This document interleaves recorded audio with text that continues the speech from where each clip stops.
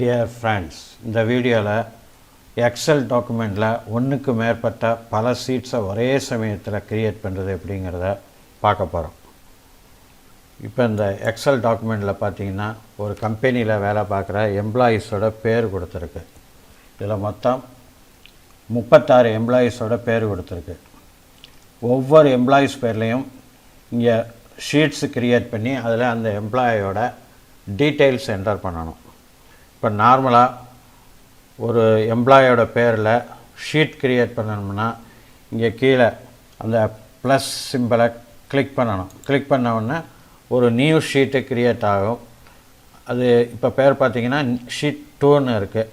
அதை double click பண்ணி அந்த பேரை பேக் ஸ்பேஸ் பட்டனை ஒரு தடவை ப்ரெஸ் பண்ணி ரிமூவ் பண்ணிவிட்டு அதுக்கப்புறம் அந்த எம்ப்ளாயோட பேரை டைப் பண்ணணும். டைப் பண்ணிவிட்டு என்ட்ரு பண்ணால் அந்த எம்ப்ளாயோட பேரில் ஒரு ஷீட்டு ஃபார்ம் ஆகிரும். இந்த மாதிரி ஒவ்வொரு எம்ப்ளாய்க்கும் ஷீட்டு க்ரியேட் பண்ணுறது ரொம்ப கஷ்டம், ரொம்ப நேரம் எடுக்கும், நம்மளோட ஒர்க் லோடும் கூடும். ரொம்ப ஈஸியான மெத்தடில் ஒவ்வொரு எம்ப்ளாயி பேர்லேயும் ஒரே சமயத்தில் ஷீட் க்ரியேட் பண்ணுறது எப்படிங்கிறத இப்போ பார்க்கலாம். இப்போ நான் இந்த ஷீட்டை டிலீட் பண்ணிடுறேன். இப்போ இந்த லிஸ்ட்டில் ஏதாவது ஒரு செல்லை செலக்ட் பண்ணணும். செலக்ட் பண்ணிவிட்டு ஒரு பிவோட் டேபிள் க்ரியேட் பண்ணணும். பிவோட் டேபிள் க்ரியேட் பண்ண இந்த இன்சர்ட் மெனு உள்ளே போய் இந்த பிவோட் டேபிளை ஒரு தடவை கிளிக் பண்ணணும். கிளிக் பண்ண உடனே இந்த மாதிரி ஒரு டயலாக் பாக்ஸ் ஓப்பன் ஆகும். Create pivot table. இதில் பார்த்தீங்கன்னா choose the data that you want to analyse. அந்த டேட்டா அதே ஆட்டோமேட்டிக்காக செலக்ட் பண்ணியிருக்கு. செலக்ட் பண்ணது அந்த ரேஞ்ச் இங்கே கொடுத்துருக்கு. கீழே பார்த்தீங்கன்னா choose where you want the pivot table report to be placed. New sheet select ஆகிருக்கு. நமக்கு இந்த எக்ஸிஸ்டிங் ஒர்க் ஷீட்டில் தான் பிவோட் டேபிள் க்ரியேட் பண்ணோம். அதுக்காக நான் இந்த ஆப்ஷனை செலக்ட் பண்ணுறேன். எக்ஸிஸ்டிங் ஒர்க் ஷீட்டை செலக்ட் பண்ணுறேன். இந்த லொக்கேஷனுங்கிற இந்த பாக்ஸ் உள்ள மவுஸ் வச்சு ஒரு தடவை கிளிக் பண்ணுறேன். கிளிக் பண்ணதும் கர்சர் இங்கே தெரியுது. இப்போ ஏதாவது ஒரு செல்லை செலக்ட் பண்ணணும். நான் ஒரு செல்லை செலக்ட் பண்ணுறேன். செலக்ட் பண்ணிவிட்டு ஓகே பட்டனை ப்ரெஸ் பண்ணுறேன். ப்ரெஸ் பண்ணோன்னா பிவோட் டேபிள் க்ரியேட் ஆகிடும். இங்கே ரைட் சைடு பார்த்தீங்கன்னா பிவோட் டேபிள் ஃபீல்ட்ஸ்னு இருக்குது.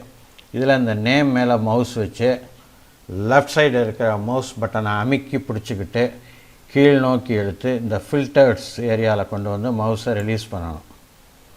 ரிலீஸ் பண்ணிவிட்டு இந்த அனலைஸ் மெனுவை ஓப்பன் பண்ணி இங்கே பிவோட் டேபிள் மேலே இருக்கிற ஆப்ஷனுங்கிற அந்த பட்டனை கிளிக் பண்ணி ஓப்பன் பண்ணோம்.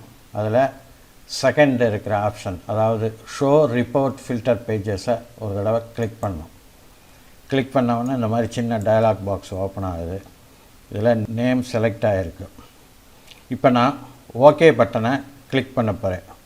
ஓகே பட்டனை கிளிக் பண்ண உடனே ஆட்டோமேட்டிக்காக ஒவ்வொரு எம்ப்ளாயி பேர்லேயும் ஒவ்வொரு ஷீட்டு க்ரியேட் ஆகும். இப்போ நான் ஓகே பட்டனை கிளிக் பண்ணுறேன். இப்போ பார்த்தீங்கன்னா ஒவ்வொரு எம்ப்ளாயி பேர்லேயும் ஒரு ஷீட்டு க்ரியேட் ஆகிடுச்சு. எல்லா ஷீட்லேயும் இந்த மாதிரி ஒரு காலத்தில் நேம்னு என்ட்ரு ஆகிருக்கு, இன்னொரு காலத்தில் இந்த ஃபில்டர் இருக்குது. இதை ரிமூவ் பண்ணணும். எல்லா ஷீட்ஸ்லேயும் இதை ரிமூவ் பண்ணுறதுக்கு ஏதாவது ஒரு ஷீட்டில் மவுஸ் வச்சு ரைட் கிளிக் பண்ணி செலக்ட் ஆல் ஷீட்ஸுங்கிற ஆப்ஷனை கிளிக் பண்ணோம். கிளிக் பண்ண உடனே எல்லா ஷீட்ஸும் ஆட்டோமேட்டிக்காக செலக்ட் ஆகிடுது. இப்போ இந்த நேம்ங்கிற இந்த செல்லையும் இந்த ஃபில்டர் இருக்கிற செல்லையும் ரெண்டையும் செலக்ட் பண்ணிவிட்டு கீபோர்டில் டிலீட் பட்டனை ஒரு தடவை ப்ரெஸ் பண்ணால் இது டிலீட் ஆகிரும். இப்போ இந்த செல்லோட வித்தை அட்ஜஸ்ட் பண்ணணும். இப்போ பார்த்திங்கன்னா எல்லா அந்த எழுத்துக்களும் போயிடுச்சு. செல்ஸோட வித்தும் கரெக்டாக இருக்குது. டியர் ஃப்ரெண்ட்ஸ், உங்களுக்கு இந்த வீடியோ பிடிச்சிருக்குன்னு நம்புகிறேன். மறக்காமல் இந்த சேனலை சப்ஸ்கிரைப் பண்ணுங்கள், லைக் பண்ணுங்கள், ஷேர் பண்ணுங்கள். நன்றி, வணக்கம்.